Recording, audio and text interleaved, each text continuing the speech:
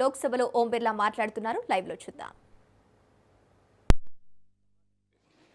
26 मार्च 1958 को एक माननीय सदस्य श्री SM बनर्जी ने अपनी बात के समर्थन में पत्र के साथ कोई कोट करना चाहा तो माननीय उपाध्यक्ष महोदय ने ये कहकर मना कर दिया कि ऐसा करने से पहले आपको चेयर को दिखाना जरूरी होगा। ऐसे कई सारे प्रकरण हैं, चाहे लोकसभा में हो चाहे राज्यसभा में हो, जब बिना चेयर की परमिशन के किसी दस्तावेज को सदन के पटल पर या कोट करने की अनुमति नहीं दी गई है। ऐसी पुरानी परंपरा भी रही है। अध्यक्ष परेड के निर्णय से कोई भी मान्य सदस्य व्यक्तिगत रूप से सहमत या असहमत हो सकता है, परंतु सदन के नियम, प्रक्रिया, परंपराओं को लागू करना मेरा दायित्व है, कर्तव्य है।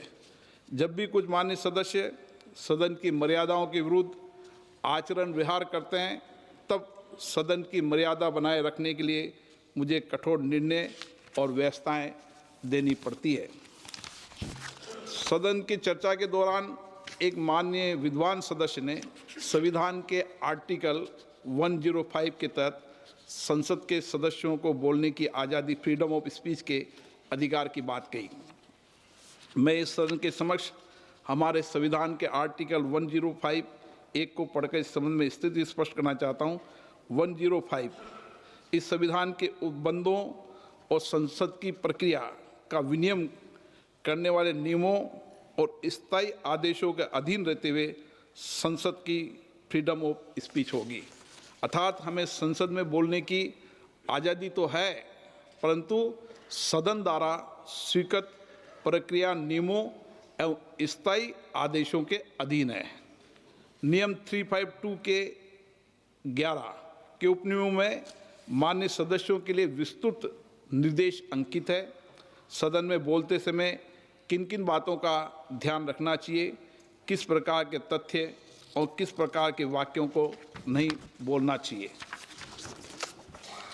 चर्चा के दौरान अध्यक्ष पीठ के द्वारा प्रतिपक्ष के कुछ सदस्यों ने माइक बंद करने का विषय भी उठाया।